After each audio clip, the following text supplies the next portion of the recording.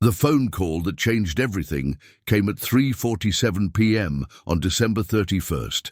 I remember the exact time because I was staring at my watch, counting down the hours until I'd see my family again. The anticipation had been building for weeks.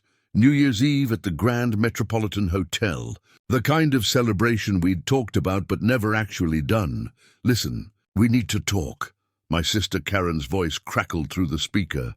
That tone she used when she was about to deliver bad news, like a doctor explaining a terminal diagnosis. I was in my study, surrounded by financial reports I'd been reviewing, a habit that had made me wealthy, but apparently hadn't made me wanted. The leather chair creaked as I leaned back, sensing what was coming but hoping I was wrong. "What's on your mind?" I asked, though my stomach was already tightening into that familiar knot of dread. "It's about tonight." The family decided, "Well, we think it would be better if you didn't come." The words hit like a physical blow. I actually felt my chest compress, as if someone had reached inside and squeezed my lungs. "I'm sorry, what?" "You know how you can be sometimes." Quiet, judgmental. "Tonight's supposed to be fun, and we don't want anyone bringing down the mood." Quiet, judgmental.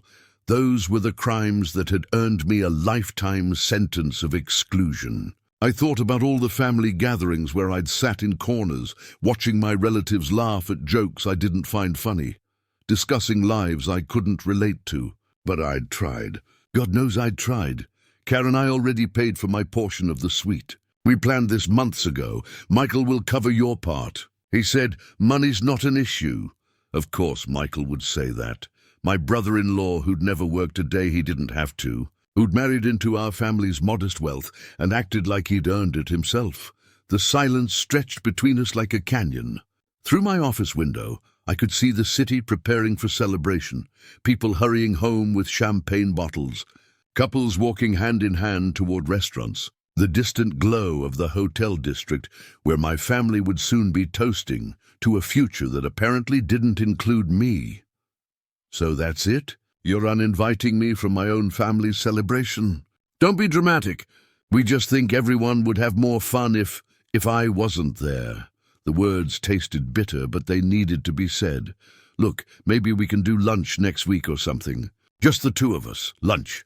A consolation prize for being deemed unsuitable for the main event." I'd heard this offer before. The awkward coffee dates, the obligatory birthday calls, the guilt-driven invitations that came with expiration dates and conditions. After I hung up, I sat in that chair for what felt like hours, but was probably only minutes. The study felt smaller somehow, the walls pressing in with the weight of 37 years of being the family outsider. The successful one, sure. The one with the investment portfolio that made family members suddenly interested in conversation during financial downturns, but never quite the beloved one. My phone buzzed with a text from my nephew. "Tyler, sorry about tonight, Uncle. Mom said you're sick." Even the lies had started. I wasn't just uninvited. I was being erased from the story entirely. By tomorrow, the family would probably believe I'd chosen to stay home, that I'd preferred solitude to their company. The narrative would shift, as it always did, to make my absence seem like my choice, rather than their rejection. I walked to the kitchen and opened the refrigerator, staring at the champagne bottle I'd bought for tonight, a vintage Dom Perignon that cost more than most people's monthly rent. It sat there mocking me, a symbol of celebration for a party I'd never attend. The apartment felt hollow, every sound echoing off walls that suddenly seemed too familiar, too confining. This place had been my sanctuary, filled with the fruits of hard work and careful planning. First edition books lined custom shelves, original artwork caught the light from designer fixtures, and everything spoke of success. But success, I was learning, was a cold companion on New Year's Eve. I thought about calling someone else, maybe making alternative plans. But who? My social circle had shrunk over the years as work consumed more time and family obligations took priority. The few friends I had were likely already committed to their own celebrations. Surrounded by people who actually wanted them there, the city lights twinkled beyond my windows like a million small celebrations I wasn't part of. Somewhere out there, my family was getting ready. Karen probably curling her hair while complaining about me to her husband. Michael adjusting his tie and feeling proud of himself for handling the situation. My parents checking their watches and feeling relieved they wouldn't have to manage the awkward dynamics my presence apparently created. As the afternoon faded into evening, I realized this wasn't just about tonight. This was about every Christmas morning where I'd arrived to polite smiles and duties fulfilled rather than joy shared. Every birthday party where I'd been the obligatory invitee, included out of guilt rather than genuine desire for my company. Every family photo where I stood slightly apart, literally and figuratively, on the margins of a group that tolerated rather than embraced me. The phone stayed silent. No last-minute calls asking me to reconsider. No family members standing up for me. No recognition that maybe, just maybe, excluding someone on New Year's Eve was cruel regardless of their social skills or personality quirks. I poured myself a glass of that expensive champagne and watched the bubbles rise like tiny prayers I'd stopped believing would be answered. The taste was perfect, crisp, complex, everything a celebration should be. But it went down like medicine, a bitter reminder of all the celebrations I'd been deemed unworthy to share. The apartment had never felt this quiet. I'd turned off the television because every channel was broadcasting from Times Square or some other gathering of people who belonged somewhere. The silence was thick, almost tangible, broken only by the occasional honk of a taxi carrying someone to a place where they were wanted. I found myself wandering from room to room like a ghost haunting my own life. In the dining room, the table was set for one, a pathetic still life of solitude that I'd arranged out of some stubborn pride, as if eating off fine china could disguise the fact that I was spending the biggest party night of the year alone. The meal I'd prepared was ambitious for one person: pan-seared duck breast with cherry reduction, roasted vegetables that had taken an hour to perfect, a bottle of wine that cost more than most people's monthly car payment. I'd cooked as if company might arrive, as if the doorbell might ring and my family would appear with sheepish smiles and apologies. But the doorbell stayed silent. I ate slowly, tasting nothing, mechanically cutting and chewing while my mind replayed every family gathering from the past 5 years. Had I really been that difficult? That much of a burden? I thought about last Christmas when I'd brought gifts chosen with months of consideration.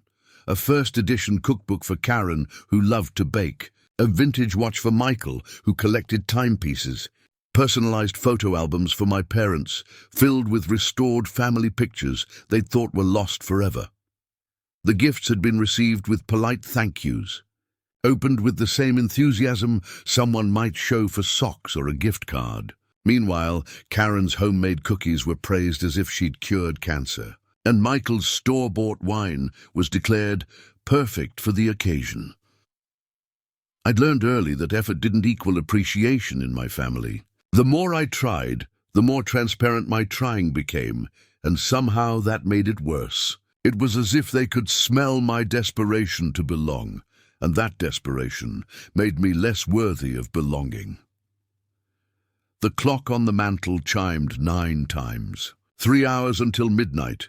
3 hours until the world would celebrate new beginnings, while I sat surrounded by the evidence of my ending. The champagne was making my thoughts darker, or maybe just more honest. I thought about Tyler's text message. "Mom said you're sick." The lie bothered me more than the exclusion. If they were going to cast me out, at least they could own it. Instead, they'd created a fiction that let them feel better about their cruelty. By morning, they'd probably half believe it themselves. My phone sat on the coffee table, screen dark and accusatory. No messages, no calls, no last-minute invitations from friends or acquaintances. The social isolation that had seemed like a reasonable trade-off for financial success now felt like a prison I'd built for myself. Brick by brick, choice by choice, I'd prioritize work over relationships, investments over connections, security over spontaneity. While my age mates were building marriages and friendships, I'd been building wealth. While they were having children and creating new families, I'd been creating new revenue streams. The irony wasn't lost on me.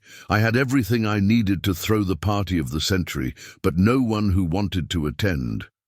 The wine was making me maudlin, but I poured another glass anyway. Outside, the city was warming up for its big moment. I could hear distant music, laughter echoing off buildings, the sound of people streaming toward their destinations. Everyone had somewhere to be except me. I found myself at the window, looking down at the street like some modern-day Scrooge, watching life happen without him. Couples walked hand in hand toward restaurants and bars. Groups of friends clustered together, sharing jokes and anticipation. They all had that same quality. They belonged to each other. They were part of something larger than themselves.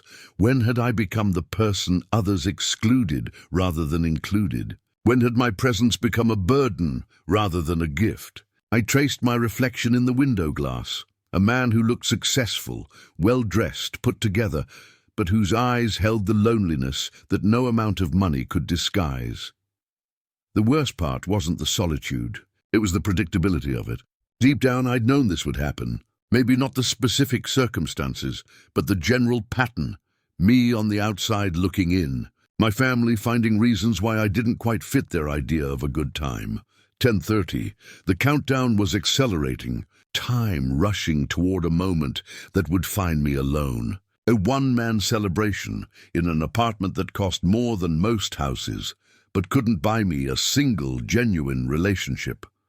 I sat back down at the dining table and stared at the empty chairs. In my imagination, I filled them with all the people who might have been there if I'd made different choices, built different relationships, prioritized differently. But imagination was cold comfort on New Year's Eve.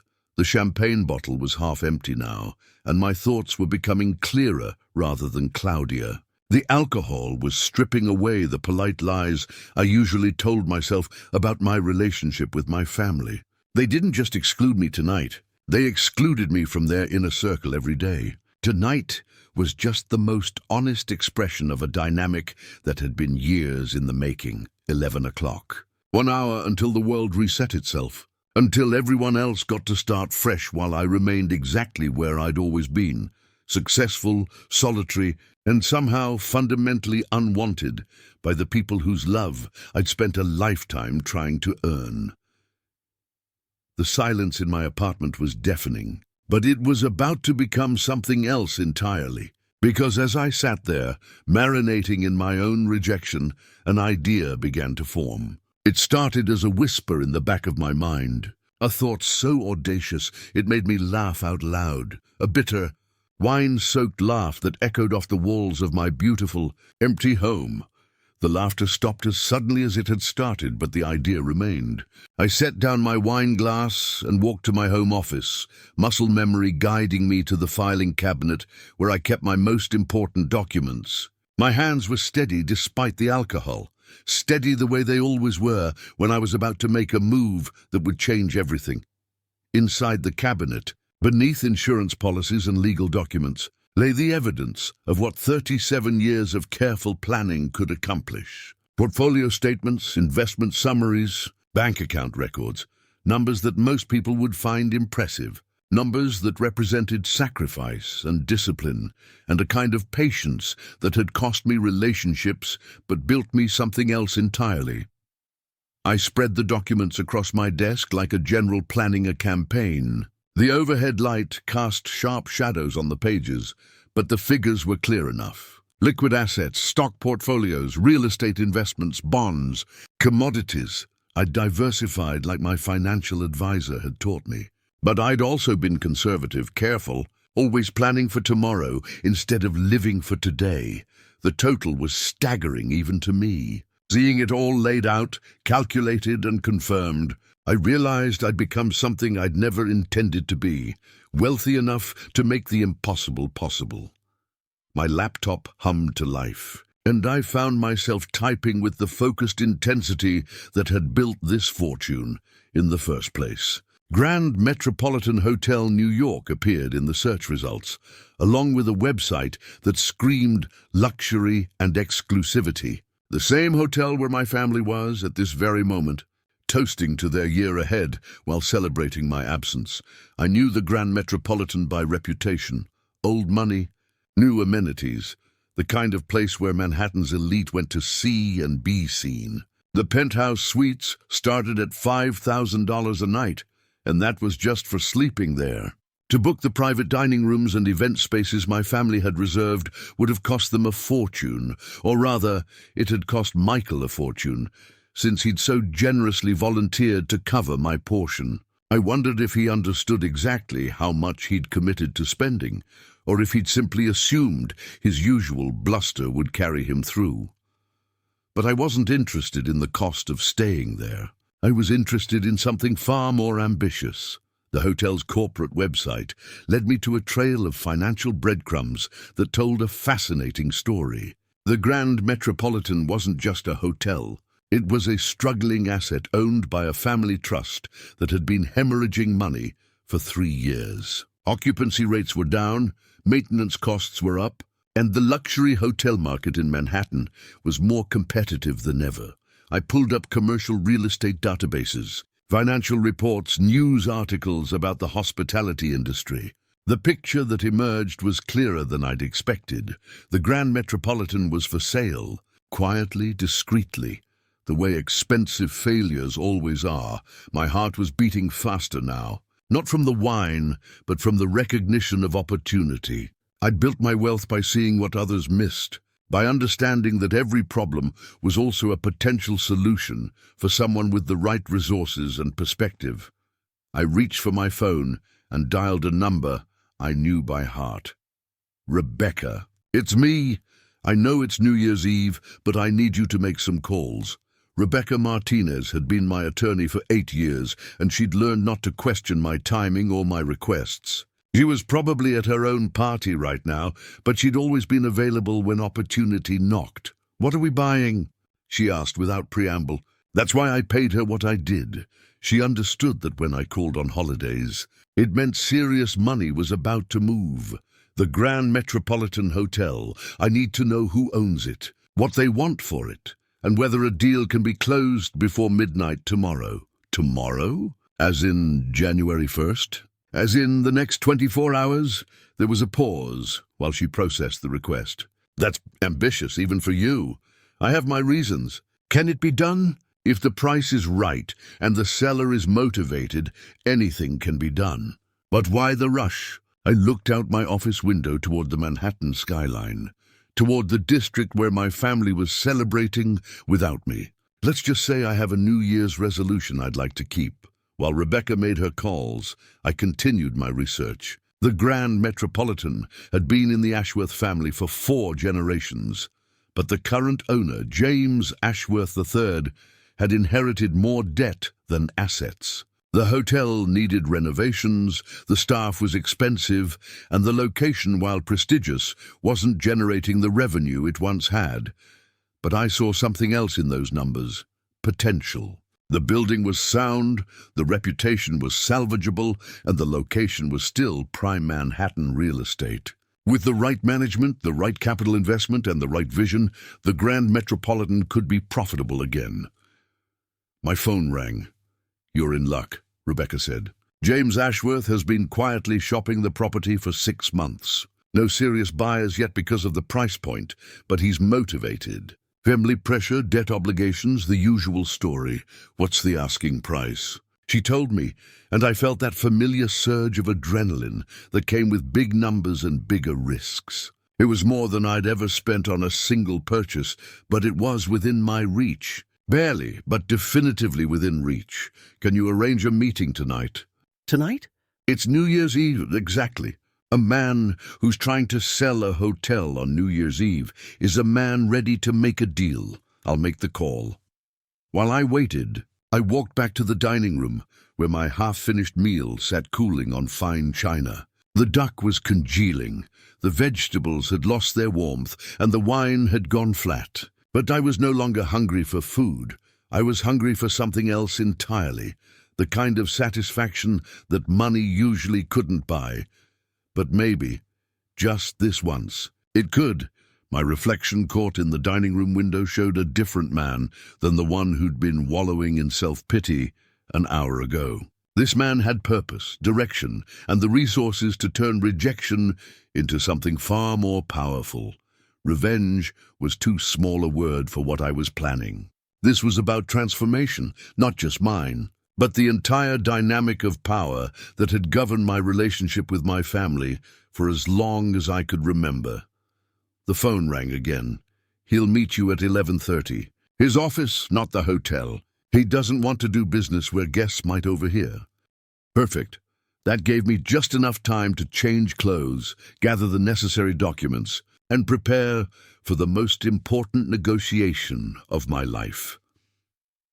As I headed to my bedroom to dress for the meeting that would change everything, I caught sight of the champagne bottle on the kitchen counter, still half full, still waiting for a celebration soon, I thought. Very soon. The elevator in James Ashworth's building was the kind that still required an operator, a relic from an era when personal service meant something. The uniformed man didn't question why someone was visiting the penthouse at 11:30 on New Year's Eve. Money has a way of making odd hours seem perfectly reasonable. 32nd floor, he announced, though we both knew there was only one destination at this height, James Ashworth. 3 looked exactly like what central casting would order for wealthy man forced to sell family assets. Perfectly groomed silver hair, a silk tie that probably cost more than most people's monthly salary, and the kind of exhausted elegance that comes from trying to maintain appearances while your world crumbles in private. His office was old money opulent, leather-bound books that had probably never been read, oil paintings of ancestors who'd built the fortune he was about to surrender, and a mahogany desk the size of my kitchen table. But I could see the subtle signs of distress, the slight fraying on the antique rug, the way his expensive watch caught the light as his hands trembled almost imperceptibly. The stack of legal documents that suggested this meeting wasn't his first attempt to solve his problems. Mr. Davidson, thank you for coming on such short notice. Rebecca speaks very highly of your decisiveness. We shook hands, and I could feel the slight dampness of palm sweat despite his composed exterior. He was nervous, which meant he needed this sale more than he was letting on. I appreciate you making time on New Year's Eve, I said, settling into the leather chair across from his desk. I imagine you'd rather be celebrating. Business doesn't observe holidays when it needs to be done. His smile was practiced but brittle. Rebecca mentioned you're interested in the Grand Metropolitan. I am. I understand it's been on the market for some time, 6 months officially, although I've been considering options for longer than that. He opened a folder and spread out documents that told the story in numbers, declining revenues, increasing maintenance costs, the slow hemorrhaging of a once profitable business. The hotel industry is challenging right now, he continued. Consumer preferences have shifted, competition from boutique properties has increased, and the operational costs of maintaining a property of this caliber are substantial. I nodded, studying the financials with the attention they deserved. But part of my mind was elsewhere, calculating the timing. Right now, my family was probably finishing dinner in one of the hotel's private dining rooms. They'd be laughing at jokes I couldn't hear, sharing stories I wasn't part of, building memories that would deliberately exclude me. The property has tremendous potential, Ashworth was saying. The location is unparalleled, the building is structurally sound, and the reputation, while challenged, is still recoverable with the right investment and vision. What kind of investment are we talking about? He mentioned renovation costs, staffing adjustments, marketing campaigns, numbers that would have intimidated most buyers but sounded like opportunity to me. I'd done similar calculations with other properties, other businesses, other chances to turn problems into profits. And you're motivated to close quickly? I am. Family obligations, debt restructuring, the usual complications of inherited wealth in a changing economy. How quickly? Well, normally these transactions take months to finalize, but if the right buyer came along with cash and minimal contingencies. What if I told you I wanted to close tomorrow? New Year's Day. The question hung in the air like smoke from an expensive cigar. Ashworth's composure cracked just enough to show genuine surprise. Tomorrow. That would be unusual, but possible, if the terms were right and the financing was confirmed. He was trying to maintain negotiating position while clearly intrigued by the possibility of solving his problems overnight. I opened my briefcase and removed the documents Rebecca had helped me prepare during the drive over. Proof of assets, bank statements, a letter of credit that demonstrated I could cover the purchase price without financing contingencies. Ashworth's eyes widened as he reviewed the paperwork. Whatever he'd expected from a midnight meeting on New Year's Eve, it hadn't been a buyer who could write a check for the full asking price. This is comprehensive. I don't waste time on purchases I can't afford. May I ask what's driving the urgency? Most buyers want months to conduct due diligence, inspect the property, review operational procedures. I looked out his office window toward the Manhattan skyline, toward the distant glow of the Grand Metropolitan, where my family was probably ordering their third bottle of champagne and toasting to another year of excluding me from their happiness. Let's just say I have personal reasons for wanting to own that particular property as soon as possible. Understanding flickered in his eyes. He'd been in business long enough to recognize that the most profitable deals often involved personal motivations rather than pure financial calculations. The asking price is firm, he said. Though his tone suggested we were now negotiating seriously, I wouldn't expect otherwise. But I have one non-negotiable condition, which is the transfer of ownership must be completed and filed before noon tomorrow. Not Tuesday, not next week, tomorrow. That's ambitious. The legal paperwork alone. I have attorneys standing by, and I'm prepared to pay for expedited processing at every level. Whatever it costs to make this happen in the next 12 hours, consider it part of my offer. The clock on his desk showed midnight was approaching. In the distance, I could hear the sounds of the city preparing for its moment. Horns honking, people cheering. The collective intake of breath before the countdown began. You understand, this is a significant purchase. Mr. Davidson, one of Manhattan's premier hotels, with all the responsibilities and complications that entails. I understand perfectly. We could hear the countdown beginning somewhere in the city. 10, 9, 8, the whole world preparing to start fresh, while I sat in a leather chair negotiating the purchase of my family's New Year's Eve celebration. 7, 6, 5. Ashworth was reviewing my documents one more time, his practiced eye calculating numbers and risks and opportunities. 4, 3, 2. I thought about my family, probably watching the Times Square ball drop on a large screen in the hotel's main ballroom, surrounded by champagne and confetti and the comfortable certainty that I was somewhere else entirely. 1. Happy New Year erupted from somewhere outside, a collective shout of hope and renewal that echoed off the glass windows of Ashworth's office. Mr. Davidson, he said, extending his hand across the mahogany desk, you have yourself a hotel. We shook hands as fireworks began exploding over Manhattan, and I felt something I hadn't experienced in years, the satisfaction of perfect timing. While my family celebrated their new year, I just purchased the building they were celebrating in. The irony was so perfect it made me smile. A real smile, not the polite grimace I usually wore at family gatherings. By the time they woke up tomorrow morning, probably hungover and pleased with themselves for having such a wonderful time without me, they'd be sleeping in my hotel. The game had changed, and they didn't even know they were playing yet. The next 6 hours passed in a blur of paperwork, phone calls, and the kind of high-stakes coordination that separates successful deals from missed opportunities. Rebecca had assembled a team of attorneys who clearly understood that New Year's Day overtime paid better than normal holidays, and every document was being processed with the urgency of a medical emergency.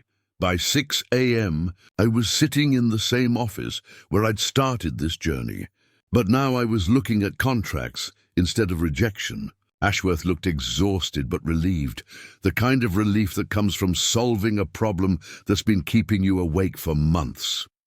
"The wire transfer has been confirmed," Rebecca announced, checking her phone for the third time in 5 minutes. "All funds have been received and verified.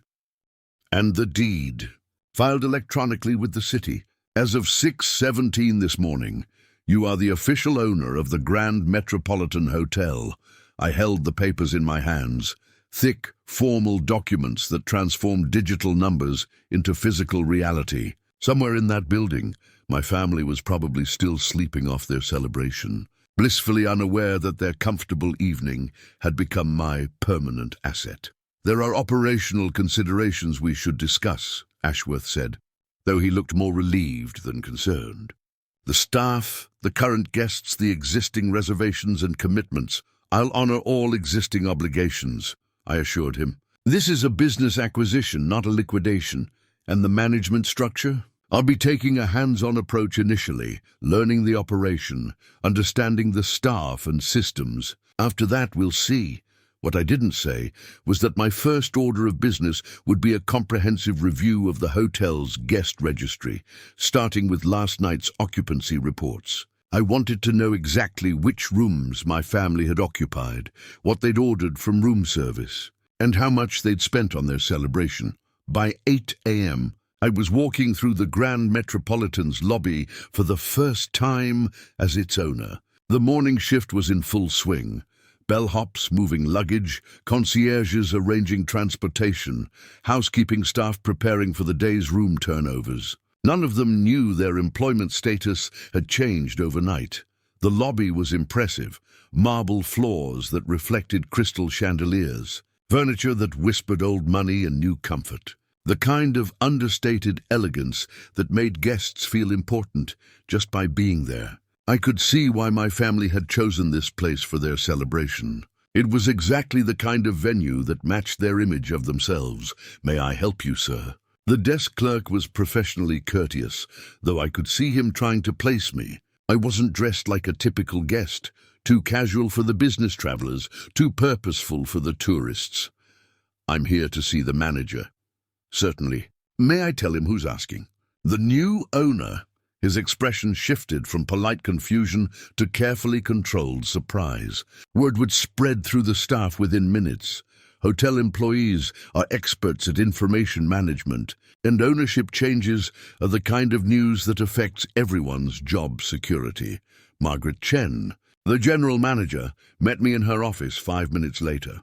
She was precisely what I'd expected, professional, experienced, and clearly concerned about what my unexpected ownership might mean for her career. "Mr. Davidson, this is unexpected. We weren't informed of any ownership changes. The transaction was completed this morning. I wanted to meet with senior staff before making any announcements." "Of course." "Should we be concerned about operational changes, staff reductions, policy modifications?" "Not immediately. I'm more interested in understanding how things currently work before deciding what needs to change." She visibly relaxed, though I could see her still calculating the implications of my presence. "Is there anything specific you'd like to review first?" "Last night's occupancy. I understand there was a significant private event." "Yes, the Morrison party." They reserved the penthouse suite and the private dining room for a New Year's Eve celebration. About 12 guests, very well behaved, no incidents. Morrison, Michael's last name, which meant he'd made the reservation. Of course he had. He was the type who'd want his name on the paperwork, want the credit for organizing such an elaborate celebration. Are they still in residence? As far as I know. Checkout isn't until noon, and most guests who celebrate that late tend to sleep in. Perfect. They were still here, still my guests, still completely unaware that their host had changed in the most fundamental way possible. I'd like to review the charges for their stay. Margaret pulled up the account on her computer, and I could see she was discreetly trying to gauge my reaction to the numbers. The total was substantial, exactly the kind of bill that would make Michael feel important for paying it, and exactly the kind of expense that demonstrated how little my family understood about money management. Impressive total for one night. They ordered extensively from room service, used the concierge for transportation arrangements, and requested several premium services. Mr. Morrison seemed very pleased with the level of attention we provided.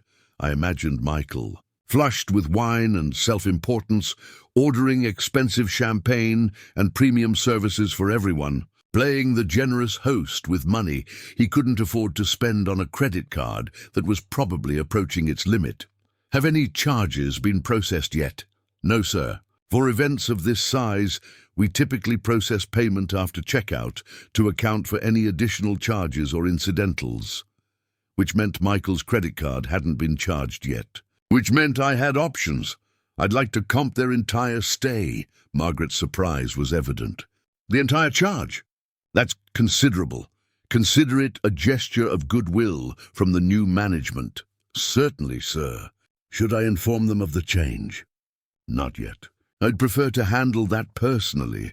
I could see her curiosity building, but she was too professional to ask direct questions about my motivations. Hotel managers learned to accommodate eccentric wealthy guests, and new owners were allowed even more latitude for unusual requests. Is there a way to monitor when they're checking out without being obvious about it? Of course. The front desk can discreetly notify you when they approach the lobby. Perfect. I'll be in the restaurant having breakfast. Let me know when they're ready to leave. As I walked toward the hotel restaurant, I felt a satisfaction that was different from any business success I'd experienced before. This wasn't just about profit margins or investment returns. This was about power dynamics and family. Relationships, and the moment when someone who'd been excluded finally got to set the terms. I ordered coffee and eggs Benedict and settled at a table with a clear view of the lobby. From here I could see the elevator banks, the front desk, and the main entrance. When my family finally emerged from their celebration, hungover and probably pleased with themselves for such a successful evening, I'd be ready. The coffee was excellent, the kind of quality that justified the Grand Metropolitan's reputation and prices. I found myself thinking about operational improvements, marketing strategies, ways to increase occupancy and revenue. But mostly, I thought about the expressions on my family's faces when they realized who was picking up their tab. My phone buzzed with a text from Rebecca. Congratulations on your new hotel. Try not to use it just for revenge, but revenge was too simple a word for what I was planning. This was about transformation. Taking the moment of my greatest exclusion and turning it into the foundation for something entirely different. The elevator doors opened, and I saw the first members of my family emerge into the lobby, squinting at the morning light streaming through the tall windows. They looked exactly like people who'd celebrated too hard and slept too little, moving with the careful precision of the recently hungover. It was time. I watched from my corner table as my family gathered in the lobby like actors preparing for a performance they hadn't rehearsed. Karen appeared first, wearing designer sunglasses despite being indoors, a telltale sign of someone who'd enjoyed more champagne than wisdom would recommend.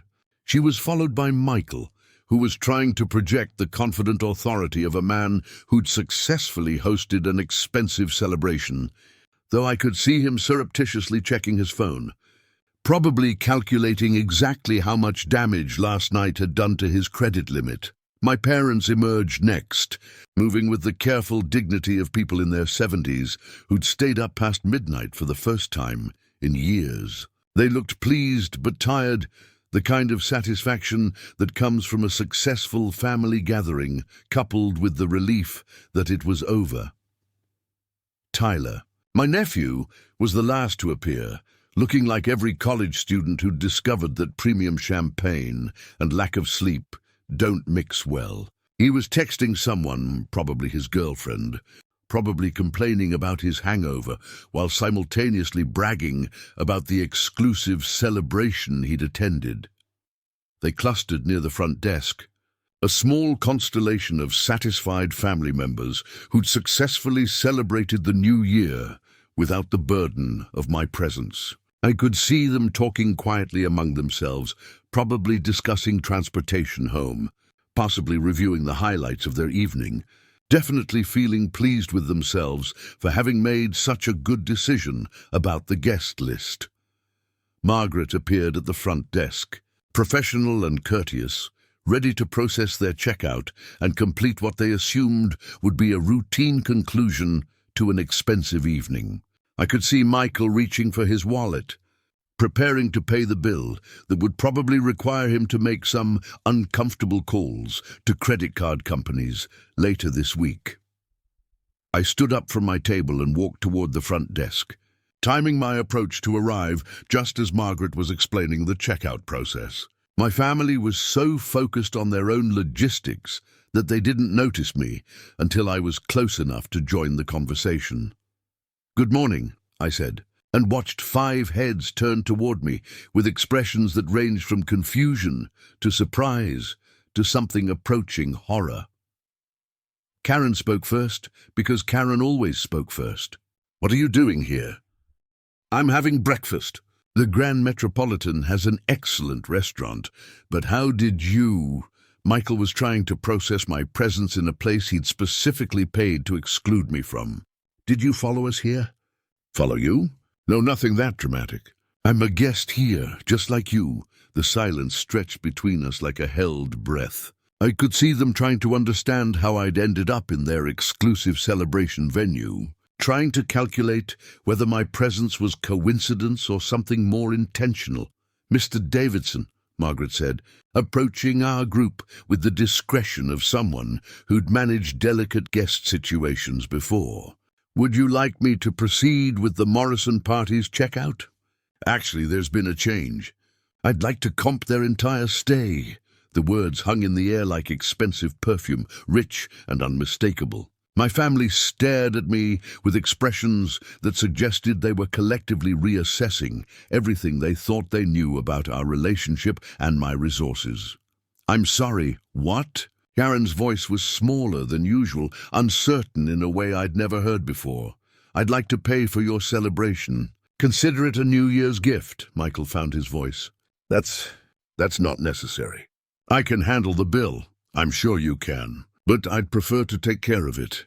"Why?" The question came from my father, who'd been watching this exchange with the careful attention of someone who'd lived long enough to recognize when family dynamics were shifting in ways that couldn't be easily understood. I looked at each of them. Karen with her designer sunglasses and defensive posture, Michael with his false confidence and growing confusion, my parents with their polite bewilderment, Tyler with his hungover attention finally focused on something other than his phone. "Because I can. Because you're family. Because sometimes the person you don't invite to the party ends up paying for it anyway." The lobby seemed quieter suddenly, as if other guests had sensed the tension in our conversation and given us space to work through whatever was happening between us. "This is weird," Tyler said.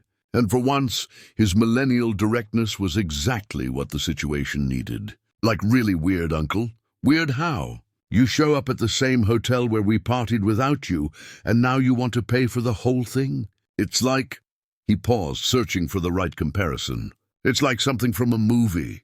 Maybe it is. Margaret was watching this family drama unfold with the professional discretion of someone who'd seen every possible variation of wealthy family dysfunction. But I could see her growing curiosity about exactly what kind of situation she was witnessing. "Mr. Davidson, should I process the comp for the Morrison reservation?" "Please do, and arrange transportation home for my family. Whatever they need, car service, flights, whatever would be most convenient." "That's not necessary," Michael said again, but his protest sounded weaker now, more uncertain. Of course it's not necessary. Very little about this situation is necessary. But I'm doing it anyway.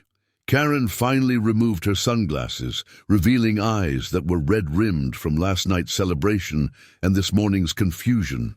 I don't understand what's happening here. What's happening is that you excluded me from your celebration, and now I'm including myself in paying for it. Think of it as the universe's sense of humor. But how can you afford? She stopped, probably realizing that asking about my finances in a hotel lobby wasn't the most dignified approach to this conversation. How can I afford to comp a night at the Grand Metropolitan? That's an interesting question, Karen, and it brings me to the real reason I wanted to see you all this morning. I could feel their attention focusing, sharpening, as they sensed that whatever had been building toward this moment was about to be revealed. I bought the hotel. The words were simple, declarative, impossible to misunderstand, but I could see them struggling to process the information anyway, their faces showing the classic progression of disbelief, confusion, and dawning comprehension. You what? Michael's voice was barely above a whisper. I bought the Grand Metropolitan. Last night, actually. While you were celebrating upstairs, I was downstairs signing paperwork. The sale was finalized about 6 hours ago. The lobby noise seemed to fade into background static as my family stared at me with expressions I'd never seen before. Not the polite tolerance I was used to, not the dismissive condescension that had characterized most of our interactions, but something closer to shock mixed with a growing awareness that the person they'd spent years underestimating had just demonstrated resources and determination they'd never imagined. That's impossible, Karen said, but her voice lacked conviction. Margaret, would you mind confirming the ownership change for my family? Certainly, Mr. Davidson. As of this morning, Mr. Davidson is the legal owner of the Grand Metropolitan Hotel. The silence that followed was the most satisfying sound I'd heard in years. The silence stretched until Tyler broke it with the kind of honest bewilderment that only comes from someone too hungover to filter their thoughts. So wait, you literally bought the hotel we partied in? Like the whole building? The building, the business, the staff, the reputation, everything. I could see each of them processing this information differently. Karen was calculating implications with the focused intensity of someone who'd built a career in public relations and understood that family dynamics had just shifted in ways that could affect her social standing. Michael was staring at me like he was seeing a different person entirely, reassessing every interaction we'd ever had, through the lens of someone who could afford to buy Manhattan hotels on impulse. My parents were exchanging glances with the kind of silent communication that comes from 50 years of marriage and the shared recognition that their family had just become more complicated in ways they couldn't fully understand yet. But why?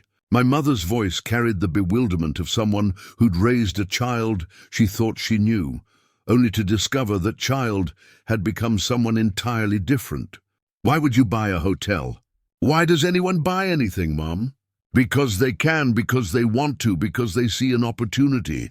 But this hotel, specifically, the same hotel where you celebrated without me. Yes, the same hotel. The words landed with precision. I'd been planning since the moment Karen had uninvited me from their celebration. I could see them starting to understand that this wasn't coincidence or impulse, but something far more deliberate. Margaret, I said, turning to the general manager who'd been watching this family drama unfold with professional discretion. Could you show my family to the restaurant? Breakfast is on the house, obviously. Certainly. Mr. Davidson, right this way. As we walked toward the restaurant, I could hear whispered conversations behind me, urgent, confused exchanges between family members trying to make sense of what had just happened. But I wasn't interested in their confusion anymore. I was interested in their recognition. The restaurant was nearly empty at this hour, just a few business travelers having working breakfasts and a couple of hotel guests nursing coffee and aspirin. We settled at a large table by the windows, where the morning light caught the crystal and silverware in ways that emphasized the restaurant's elegance. Coffee for everyone? I asked, playing host in my own establishment. I don't understand, Karen said, ignoring the coffee entirely. You bought a hotel because we didn't invite you to a party? I bought a hotel because I could, and because the opportunity presented itself at the right moment. The fact that you were celebrating here when I completed the transaction is just poetic timing, poetic timing. Michael's voice was strained, and I could see him struggling with the implications of what my purchase meant for his own financial situation. He'd probably been planning to put last night's charges on a credit card and pay them off over several months. Now he was sitting across from someone who'd purchased the entire building where he'd celebrated. Think about it from my perspective, I said, settling back in my chair with the comfort of someone who owned everything around him. Last night I was uninvited from a family celebration because my presence would supposedly bring down the mood. This morning I own the building where that celebration took place. If that's not poetic timing, what is? Tyler was staring at me with the kind of fascination that comes from witnessing something unprecedented. This is like revenge on a whole different level. Revenge is too simple a word for it. Then what would you call it? I thought about that question while the server poured coffee and distributed menus that listed prices I no longer needed to consider. What was this exactly? Revenge implied anger, and I wasn't angry anymore. Justice implied wrongdoing that needed correction, and being excluded from a party wasn't exactly a crime. I'd call it a demonstration. Of what? Of what happens when you consistently underestimate someone. The coffee was excellent, as I'd expected it would be. I'd inherited a staff that understood quality and a kitchen that justified the Grand Metropolitan's reputation. But I was more interested in watching my family's faces as they began to understand the full implications of what had happened. "So what happens now?" my father asked. He'd been quiet during most of this conversation, but I could see him working through the practical implications with the systematic thinking that had made him successful in his own career. Now I run a hotel. Make operational improvements, increase profitability, provide excellent service to guests who appreciate quality. And us? What about you? Are we still family? The question was asked with such genuine uncertainty that I felt something shift inside my chest. For all their faults, for all the years of exclusion and dismissal, they were still the people who'd raised me.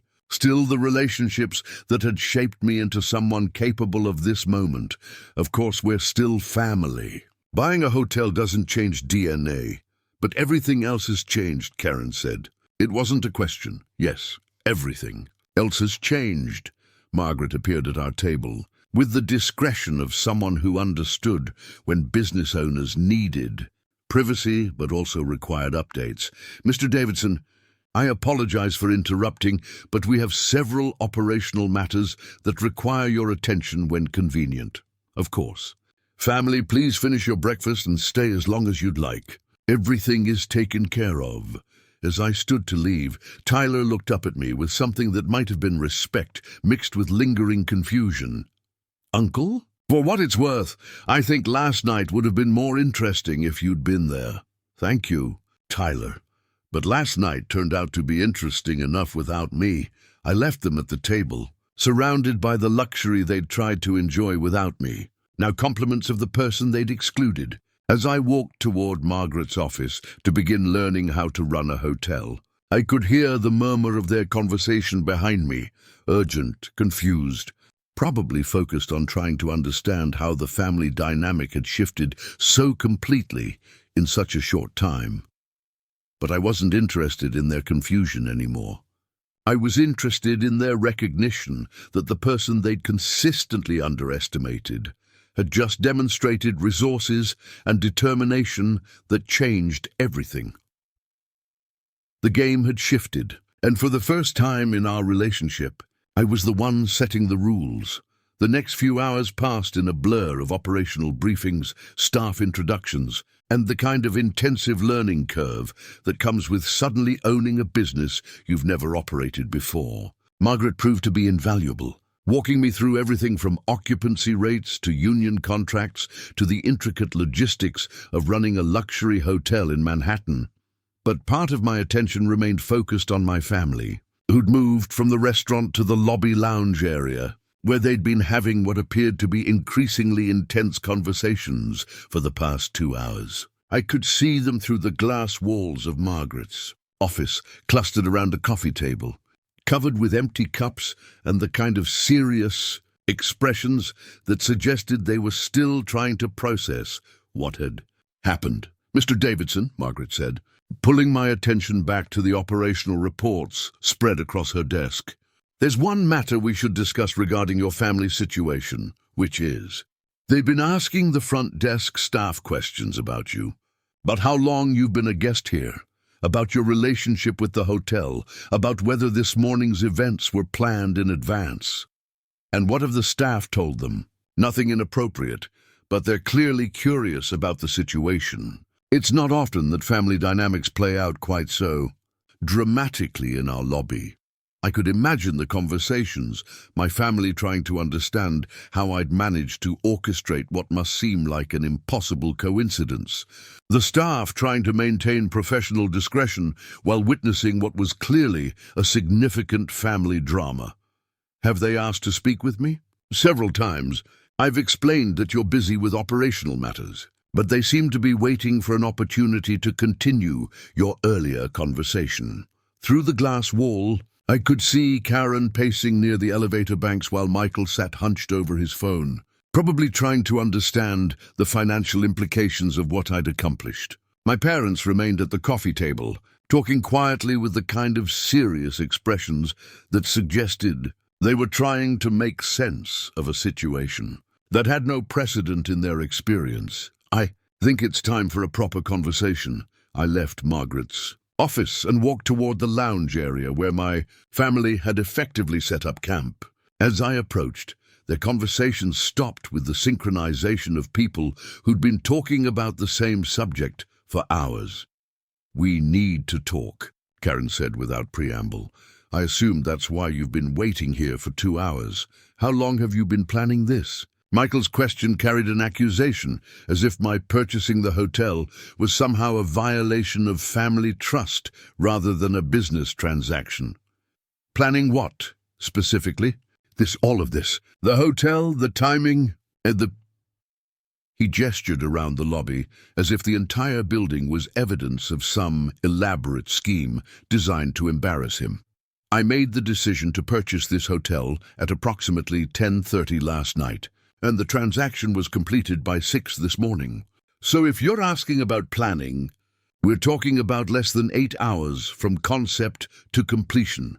Tyler looked up from his phone with the expression of someone who'd been Googling real estate values and had discovered information that changed his understanding of the situation. "Uncle, do you know how much this place is worth?" "I know exactly what I paid for it, but you just bought it." "Just like that?" "Just like that." I could see the generational difference in how they were processing this information. Tyler, despite his privilege, had grown up understanding that major purchases required planning, financing, and consideration. The idea that someone could decide to buy a Manhattan hotel and complete the transaction before breakfast was outside his conceptual framework. My parents were having a different kind of realization. I could see them exchanging glances with the growing awareness that their son had achieved a level of financial success they'd never understood or acknowledged. "How?" my mother asked, and the single word carried decades of questions about choices I'd made, priorities I'd set, and a life I'd built largely separate from their understanding. "How what, Mom? How did you? When did you? We had no idea you could afford to buy a hotel." "No, you didn't.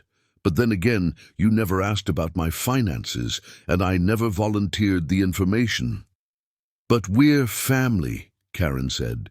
"Families talk about these things, do they? When was the last time any of you asked about my investments, my business interests, my financial planning? When was the last time any of you showed interest in what I do for a living beyond the polite questions at Christmas dinner?" The silence that followed was the kind that occurs when people realize they've been operating under assumptions that were fundamentally incorrect.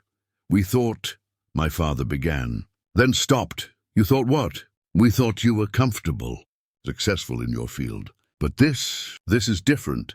This is what 40 years of careful financial planning looks like when you prioritize long-term wealth, building over immediate gratification." I could see them recalculating every interaction we'd had, every family gathering where they'd treated me like the moderately successful but socially awkward relative who could be included or excluded based on their convenience.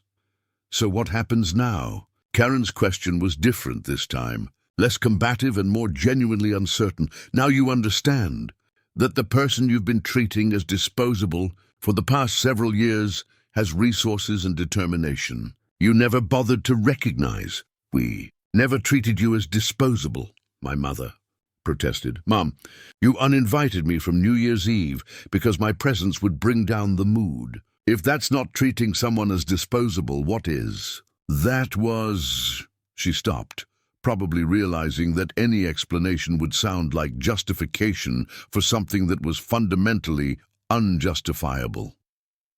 Michael cleared his throat, and I could see him struggling with something that was clearly difficult for him to say. "I apologize for last night. The way we handled it was wrong, thank you, but I still don't understand why you did this. Why buy the hotel? Why not just talk to us?" Because talking hadn't worked for 37 years. Because being excluded from family celebrations had become normal. Because sometimes dramatic action is the only way to demonstrate that someone's assumptions about you are completely wrong.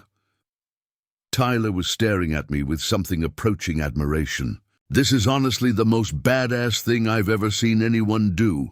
It's not about being badass, Tyler. It's about consequences. Actions have consequences, assumptions have consequences, and treating people as disposable has consequences." "So what are the consequences?" Karen asked. I looked around the lobby of my hotel, crystal chandeliers reflecting morning light, marble floors polished to mirror brightness, staff moving with the efficiency of professionals who understood quality service. This was mine now, all of it, purchased in a single night as a demonstration of what happens when people consistently underestimate someone. The consequences are that everything has changed. The family dynamic you've been comfortable with for years changed. Your assumptions about my resources and capabilities changed. Your ability to exclude me from family events without considering how I might respond definitely changed. "And us?" my father asked. "Where do we go from here?" It was the question I'd been expecting, and the one I wasn't entirely sure how to answer. Revenge, if that's what this was, felt hollow now that it was complete. Justice, if that's what I'd sought, felt less satisfying than I'd expected. What I was left with was a hotel, a transformed family dynamic, and the question of what to do with both. "We figure it out as we go," I said finally. "But we figure it out with a new understanding of who has what resources and who makes what decisions." They nodded, all of them, with the careful attention of people who'd just learned that the rules of engagement had changed fundamentally and permanently. The game was over. Now we had to learn how to be a family again. The afternoon brought a steady stream of curious visitors to the Grand Metropolitan's lobby. Word had spread through Manhattan's social networks with the speed that only truly dramatic gossip can achieve. Someone had bought the Grand Metropolitan Hotel overnight, and that someone was apparently settling a family score in the most expensive way possible. I watched from Margaret's office as various acquaintances of my family appeared, ostensibly for coffee or drinks in the lobby bar, but clearly hoping to witness whatever was happening between the Davidsons. Karen was handling the attention with her usual social grace, but I could see the strain in her carefully maintained composure. "Mr. Davidson," Margaret said, reviewing the afternoon's operational reports. "We've had several inquiries from local media outlets. Apparently, overnight ownership changes of major Manhattan hotels are considered newsworthy." "What kind of inquiries?" The usual questions about your background, your plans for the property, your connection to the previous guests who were celebrating here last night. I've referred all requests to your office, but I thought you should be aware. The idea of this becoming public entertainment wasn't appealing, but it was probably inevitable. Manhattan's social scene thrived on exactly this kind of dramatic reversal, and the story was too perfect for gossip columnists to ignore. Handle all media requests through Rebecca Martinez, my attorney. No staff should discuss family matters with reporters. Understood. Through the glass wall, I could see Michael approaching Margaret's office with the determined stride of someone who'd spent the afternoon building up courage for a difficult conversation. I nodded to Margaret, who discreetly stepped out to give us privacy. "We need to talk," he said as he entered, closing the door behind him. "I assume that's why you're here." He sat down across from my desk. Interesting. How quickly the power dynamic had shifted from him. Being my sister's husband, who tolerated my presence at family events, to him. Being someone requesting an audience in my office. This morning, when you said you bought the hotel, he paused, clearly struggling with how to phrase what he wanted to say. "Karen thinks you did it to embarrass me specifically. Did I? I don't know." "That's what I'm asking." I leaned back in my chair, studying the man who'd spent years treating me like a moderately successful but socially inadequate relative who could be included or excluded at his convenience. "Michael, I bought this hotel because it was for sale. I could afford it and the timing felt appropriate.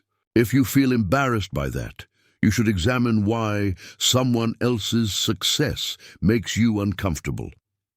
It's not your success that makes me uncomfortable. It's the theatricality of it all. Theatricality, you show up at our celebration, you pay for our rooms, you reveal that you own the building. It feels like you orchestrated the whole thing to make a point. What point do you think I was making?" He was quiet for several minutes, staring out the window at the Manhattan skyline, while working through thoughts that were clearly difficult for him to articulate. "That you don't need us.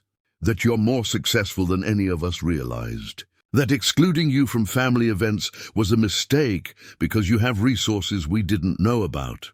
And do you think those points needed to be made? I think we took you for granted." It was an admission that cost him something to make, and I could see the effort it required. "Michael, for the past 5 years, you've treated me like someone whose presence was optional at family gatherings.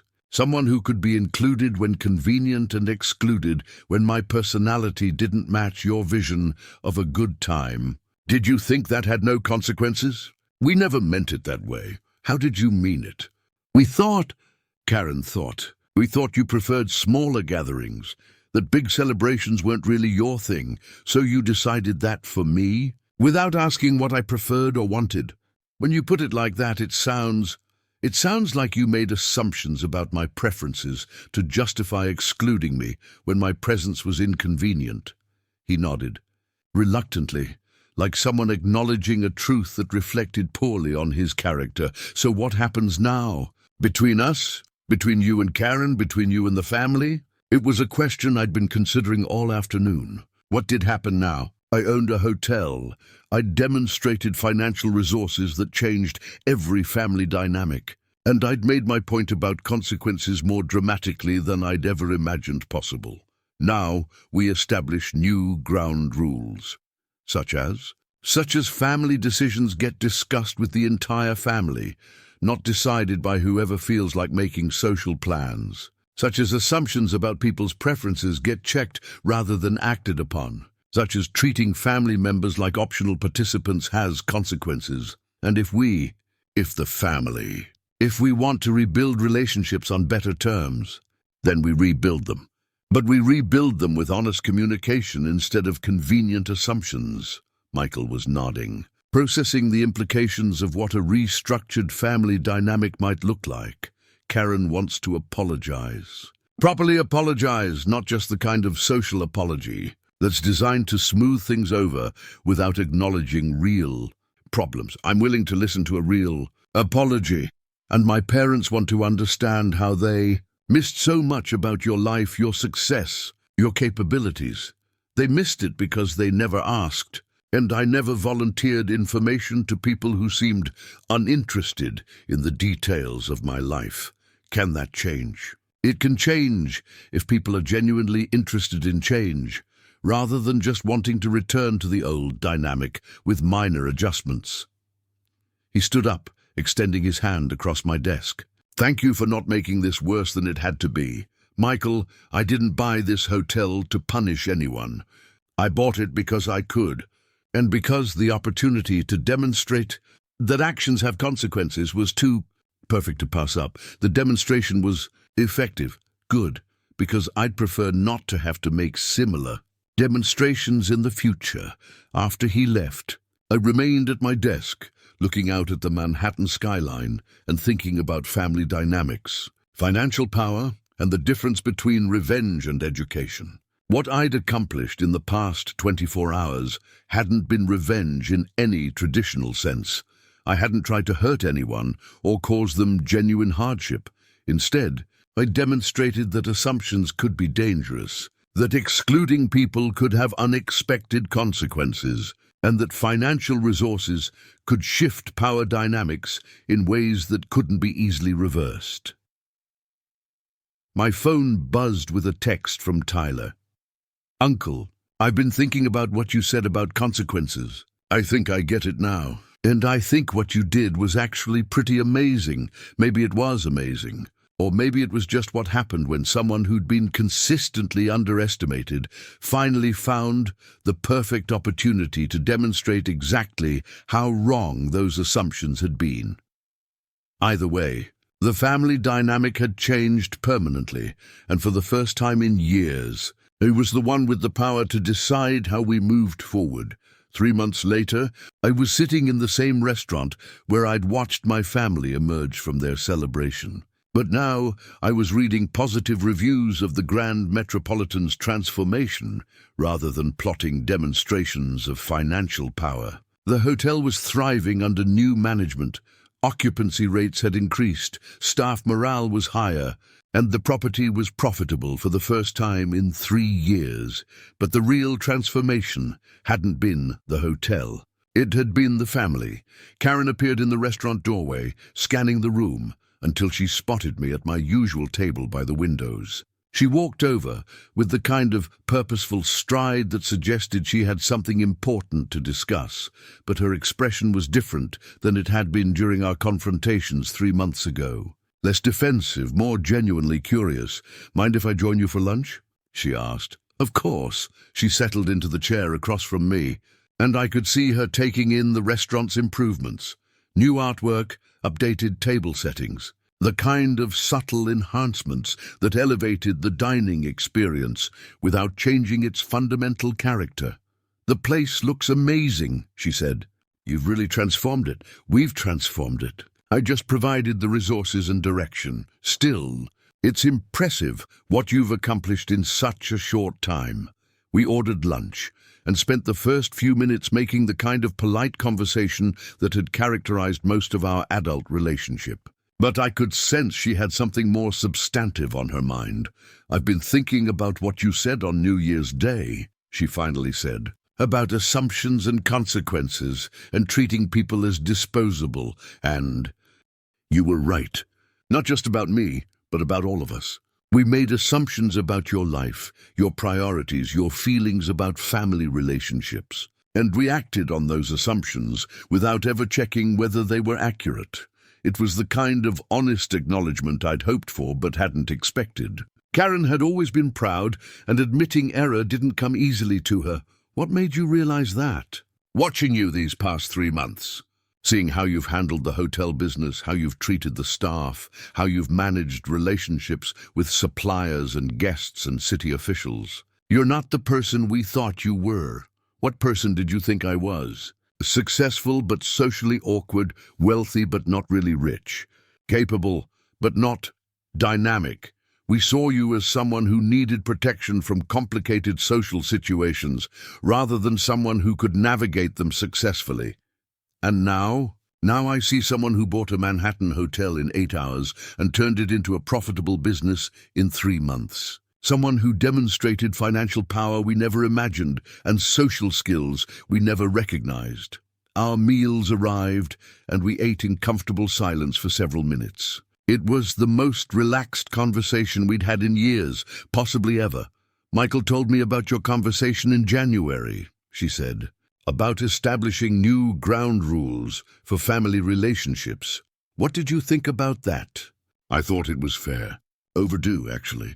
We'd been making family decisions without including you, planning celebrations without considering your preferences, operating under assumptions that were convenient for us but probably insulting to you. They were insulting. I know that now. And I'm sorry. Not the kind of social apology that's designed to smooth things over, but a real apology for real problems we created. It was what I'd hoped to hear 3 months ago, and it was more meaningful now because it came after she'd had time to understand the implications of what had happened rather than simply reacting to the shock of it. Thank you. So what happens next? With us? With the family, with these new ground rules you mentioned to Michael? I'd been thinking about that question for months. The demonstration was complete.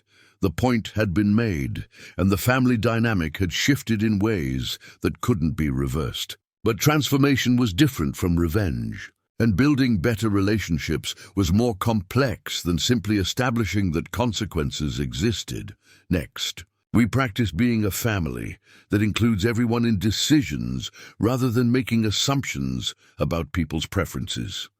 Such as asking whether I want to attend family celebrations rather than deciding that I wouldn't enjoy them. Such as including me in planning conversations rather than assuming I prefer to be left out. Such as treating my success as something to celebrate rather than something that makes family gatherings awkward. That sounds reasonable.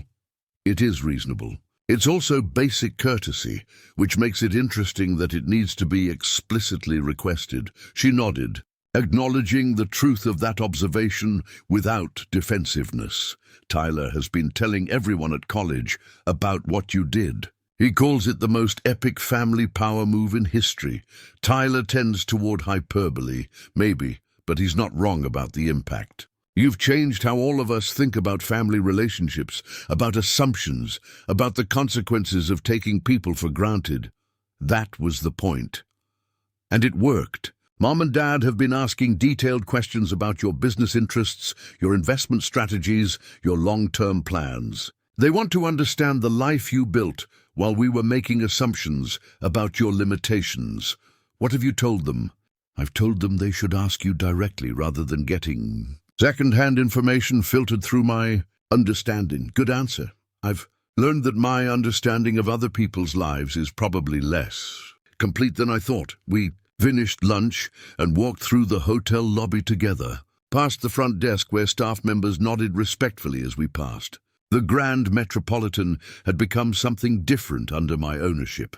Still elegant, still exclusive, but more welcoming, more aware of each guest's individual needs, rather than operating according to assumptions about what wealthy people wanted. "I have a favor to ask," Karen said as we approached the elevator banks. "What kind of favor?" "Tyler's graduation is in May.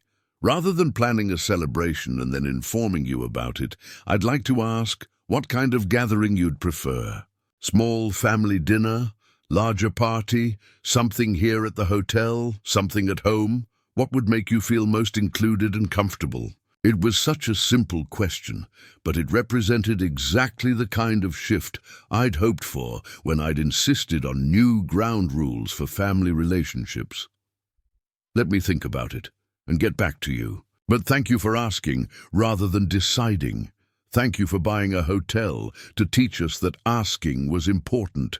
As she left, I remained in the lobby, watching guests check in and out, watching staff coordinate services with the efficiency that made the Grand Metropolitan profitable, watching the daily operations of a business I'd purchased in a single night to make a point about family dynamics. The point had been made. The relationships had been transformed, and I'd discovered that owning a Manhattan hotel was actually an enjoyable way to spend my professional time. But more importantly, I'd learned that sometimes the most dramatic gestures were simply the most effective way to demonstrate that people's assumptions could be completely wrong. My phone buzzed with a text from my mother. "Would you like to have dinner next week? Your father and I would like to hear about your plans for expanding the hotel business." I smiled and typed back, "I'd like that very much." The transformation was complete, and for the first time in years, I was looking forward to a family dinner where I'd be included as an equal participant rather than tolerated as an optional guest. Sometimes the best revenge was simply demonstrating that it hadn't been necessary in the first place, that better relationships had always been possible. They just required people to ask the right questions instead of making convenient assumptions. The Grand Metropolitan Hotel continued to thrive, but more importantly, so did the family that had once excluded me from celebrating there. And that, I realized, was the real success story.